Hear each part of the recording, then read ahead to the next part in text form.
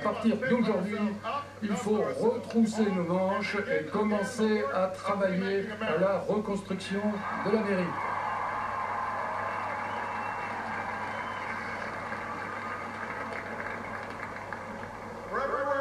Parce que partout où nous regardons, il y a du travail à faire.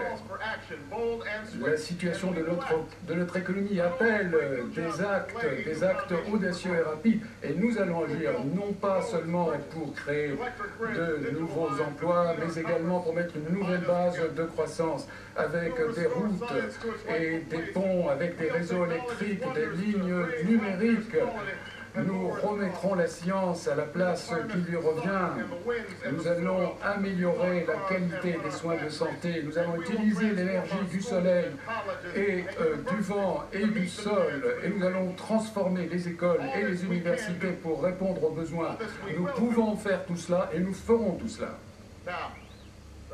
Il y en a qui s'interrogent sur l'ampleur de nos ambitions, qui considèrent que notre système n'est pas en mesure d'accepter des plans de trop grande ampleur, mais ils ont une courte mémoire, parce qu'ils ont oublié ce que ce pays a déjà fait, ce que les hommes libres peuvent faire quand il y a imagination et une communauté d'objectifs, quand il y a nécessité et courage.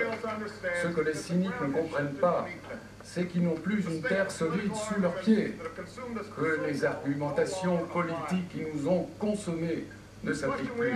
La question que nous nous posons aujourd'hui n'est pas si le gouvernement est trop grand, trop petit, mais est-ce qu'il fonctionne?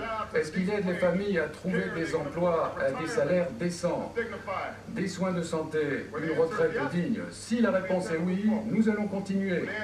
Là où la réponse est non, eh bien nous mettrons fin au programme.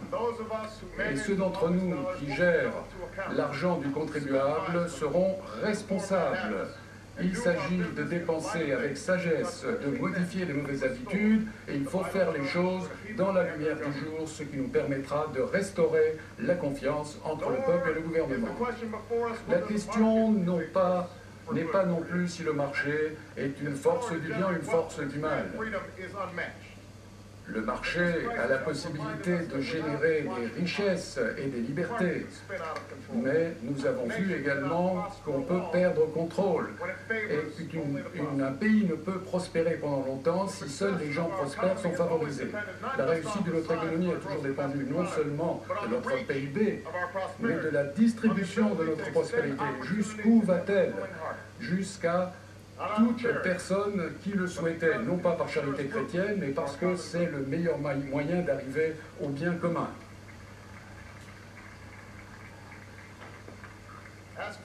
En ce qui concerne notre défense commune, il n'y a pas de choix entre d'une part la sécurité et d'autre part les idéaux. Les pères fondateurs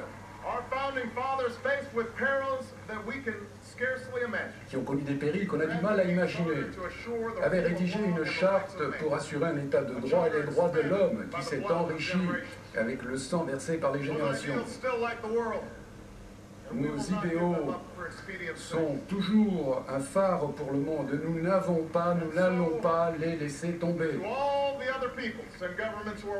Je dis à tous les autres peuples, à tous les autres gouvernements, des plus grandes capitales aux petits villages où mon père est né. Il faudrait que vous sachiez que l'Amérique est l'ami de toute nation et de toute personne, tout homme, femme ou enfant qui cherche un futur de paix et de dignité, et que nous sommes disposés à diriger une fois de plus.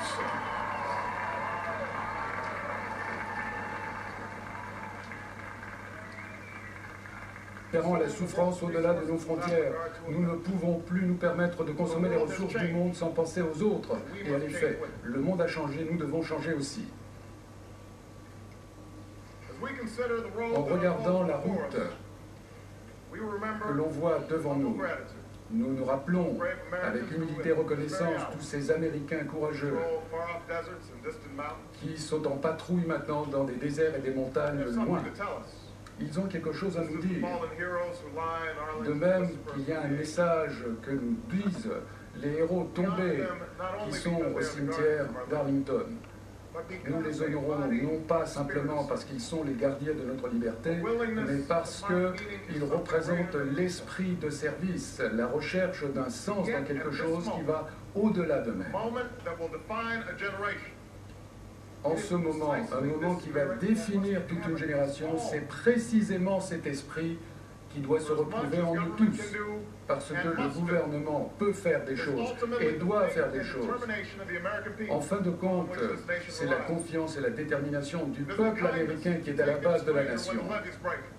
C'est la gentillesse et la générosité d'accueillir un étranger quand il est en détresse, des gens qui travaillent un peu moins plutôt que de voir d'autres collègues perdre leur travail.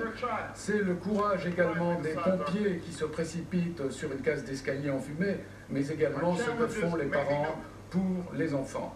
Les difficultés sont peut-être nouvelles, les instruments que nous allons utiliser sont peut-être nouveaux, mais les valeurs sur lesquelles dépend notre réussite, le travail, l'honnêteté, le courage, l'équité, la tolérance, la curiosité, la loyauté, le patriotisme, ce sont des valeurs vieilles.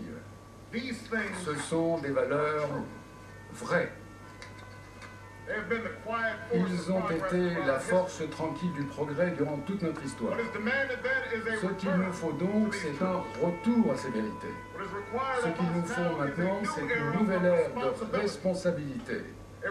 Il faut que chaque Américain reconnaisse que nous avons des devoirs vis-à-vis de nous-mêmes, vis-à-vis de la nation, vis-à-vis de tout le monde, vis-à-vis du monde aussi, des obligations que nous ne devons pas accepter avec réticence, mais dont nous devons nous emparer avec joie, sachant qu'il n'y a rien de plus satisfaisant pour l'esprit que de s'atteler à une tâche à fond. Ça, c'est le prix et ça, c'est la promesse de la citoyenneté. Ça, c'est la source de notre confiance. La connaissance que Dieu nous appelle à donner forme à une destinée incertaine. C'est le sens de notre liberté, de notre foi. C'est pour cela que les hommes et les femmes de toute race, de toute foi, peuvent se joindre à nous en cet endroit magnifique. Et c'est comme cela qu'une personne dont le père, il y a moins de 60 ans, n'aurait pas été servi à un restaurant local, peut prêter serment devant vous.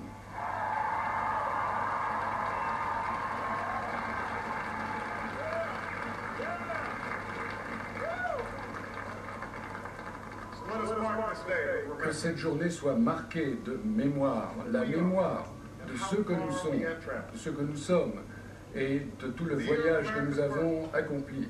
L'année où l'Amérique est née, au mois le plus froid de l'hiver, une petite bande de patriotes était rassemblée autour de feux de camp sur les rives d'une rivière glacée.